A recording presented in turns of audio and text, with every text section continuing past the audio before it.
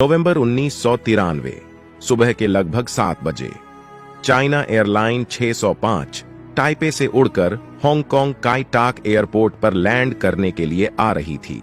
B-165 number से registered Boeing 747 400 का यह नया प्लेन 5 महीने पहले ही चाइना एयरलाइन को दिया गया था और दुर्घटना वाले दिन तक इस प्लेन ने महज 1969 घंटों की उड़ान भरी थी।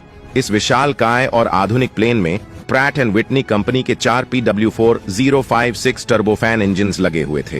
प्लेन का नेतृत्व कर रहे 47 वर्षीय कप्तान, जिनका नाम कुछ कारणों से उजागर नहीं किया गया, चाइना एयरलाइंस ज्वाइन करने से पहले रिपब्लिक ऑफ चाइना एयरफोर्स में फाइटर पायलट रह चुके थे। कप्तान के पास कुल मिलाकर 12,459 घंटों का फ्लाइंग अनुभव था, जिसमें 3,559 घंटों का अनुभव इसी तरह के बोइंग 747 प्लेन को उड़ाने का था।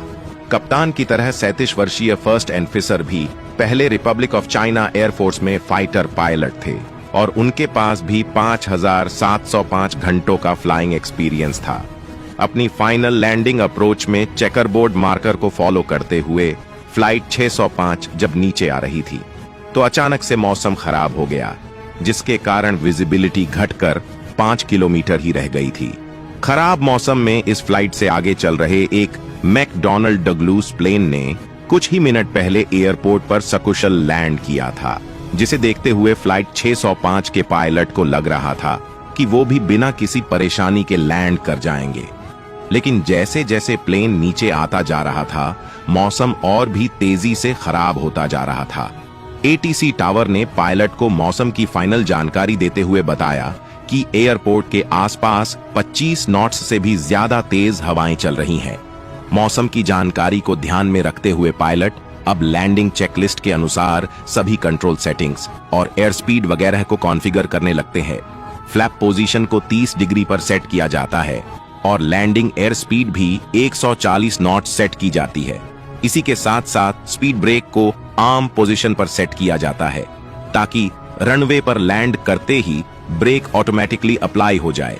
चेकरबोर्ड मार्कर को फॉलो करते हुए फ्लाइट 605 जब लगभग 1000 फीट पर पहुंचती है तो तेज हवाओं और बारिश के कारण फ्लाइट की एयर स्पीड को कंट्रोल करने में काफी परेशानी आने लगती है, जिसे देखते हुए कप्तान ऑटो पायलट मोड को डिसएंगेज करके प्लेन को मैन्युअली कंट्रोल करने का डिसीजन लेते हैं।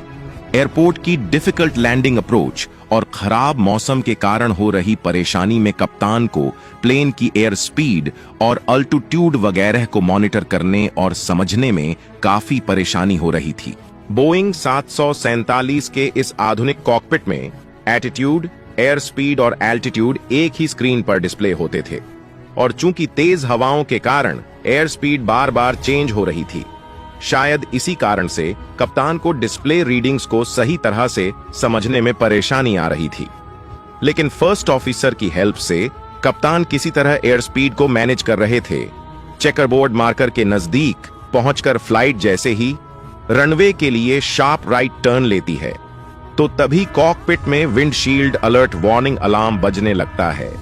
इसी के साथ साथ ग्राउंड प्रॉक्सिमिटी वार्निंग और ग्लाइड स्लोप डिसअलाइनमेंट वार्निंग अलार्म भी अचानक बजने लगते हैं। इस तरह की IGS लैंडिंग अप्रोच में जब प्लेन जमीन के इतना नजदीक होता है तो इस तरह की वार्निंग का आना कोई खास परेशानी नहीं होती और कप्तान प्लेन को रनवे से अलाइन करने की कोशिश करने लगते हैं। सामने से आ रही तेज हवाओं के कारण प्लेन को रनवे सेंटर लाइन से अलाइन करना काफी मुश्किल हो रहा था। तेजी से हिलता हुआ प्लेन रनवे 13 के लैंडिंग पॉइंट थ्रेशोल्ड से लगभग 480 मीटर आगे जाकर रनवे को टच करता है।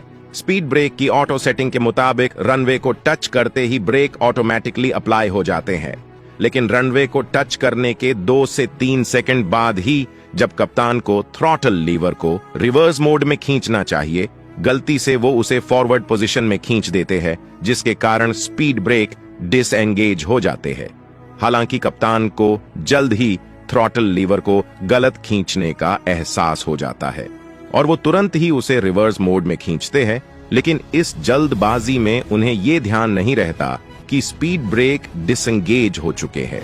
स्पीड ब्रेक, ऑटो ब्रेक और रिवर्स थ्रॉटल के कारण ही आमतौर पर पायलट प्लेन को आसानी से रनवे पर रोक पाते हैं। अब चूंकि गलत थ्रॉटल के कारण प्लेन के ऑटो ब्रेक हट चुके थे, तेजी से रनवे पर दौड़ता हुआ प्लेन सेंटर लाइन से हटकर थोड़ा राइट डायरेक्शन में मुड़ने लगता है। कप्तान तेजी से प्लेन को सेंटर लाइन में लाने की कोशिश करता है। तभी अचानक से को पायलट की नजर ऑटो ब्रेक पर जाती है और वो तुरंत ही कप्तान को मैनुअल ब्रेक लगाने के लिए कहते हैं। बिना कोई वक्त गवाए दोनों पायलट फुट ब्रेक पेडल को दबाते हैं, लेकिन तब तक बहुत देर हो चुकी थी और कप्तान को एहसास हो गया था कि अब प्लेन को रनवे खत्म होने से पहले रोक पाना नामुमकिन है, जिसे देखते हुए वो जानबूझकर प्लेन को लेफ्ट साइड में मोड़ देते हैं ताकि प्लेन को समुद्र में गिरने से बचाया जा सके। रनवे की बाउंड्री को तोड़ता हुई फ्लाइट 605 समुद्र में जा गिरती है। खराब मौसम के कारण एयरपोर्ट की इमरजेंसी सर्विसेज, जिन्हें पहले से ही स्टैंड बाय मोड पर रखा गया था, वो तुरंत ही फायर ब्रिगेड और एम्बुलेंस को क्रैश साइट पर भेज देती है। फ्लाइट क्रू तुरंत ही एवैक्यूएशन प्रोसेस को शुरू कर देते हैं। इस दुर्घटना में 10 लोगों को सामान्य चोटें आती है। हालांकि हादसा इतना बड़ा था कि इस नए प्लेन को टोटल लॉस डिक्लेयर कर दिया गया था। तब भी इसे चमत्कार ही कहेंगे कि ऐसी दुर्घटना में भी किसी भी पैसेंजर या क्रू मेंबर की जान नहीं गई। प्लेन को पानी से बाहर निकालकर एयरपोर्ट के एक किनारे पर खड़ा कर दिया गया। प्लेन इतनी बुरी तरह से डैमेज हो चुका था कि उसे रिपेयर करने के बारे में सोचा भी नहीं जा सकता था। जांच के अनुसार जब प्लेन की एयर स्पीड कंट्रोल नहीं हो पा रही थी और कॉकपिट में इतने सारे वार्निंग अलार्म्स बज रहे थे, तो कप्तान को फाइनल मोमेंट में लैंडिंग को कैंसिल करके गो अराउंड करना चाहिए था। कप्तान को इसलिए भी हादसे का दोषी माना गया क्योंकि वो फर्स्ट ऑफिसर को भी अपनी लैंडिंग अप्रोच के बारे में सही तरीके से नहीं समझा पाए। फ्लाइट 605 की लैंडिंग से कुछ मिनट पहले एक ब्रिटिश एयरवेज की फ्लाइट ने भी खराब मौसम को देखते हुए अपनी लैंडिंग कैंसिल कर दी थी। इसलिए जांचकर्ताओं ने माना कि फ्लाइट 605 के कप्तान को भी अपनी लैंडिंग कैंसिल करनी चाहिए थी।